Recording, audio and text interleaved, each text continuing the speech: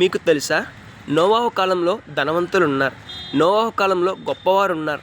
నోవాహు కాలంలో అందచందాలు గలవారు ఉన్నారు. నోవాహు కాలంలో ఆస్తిపాస్తులు ఉన్నవారు ఉన్నారండి.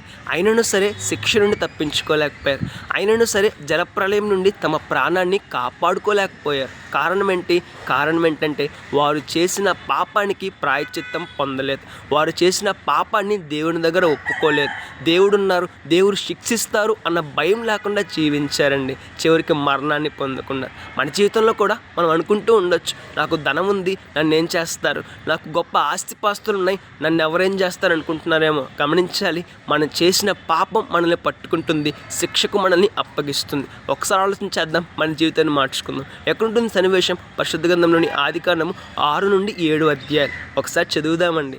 దేవుని దగ్గరకు వద్దాం, మనం చేసిన పాపానికి ప్రాయశ్చిత్తాన్ని పొందుకుందాం, పశ్చాత్తాపం పొందుకుందాం, శిక్షను తప్పించబడదు.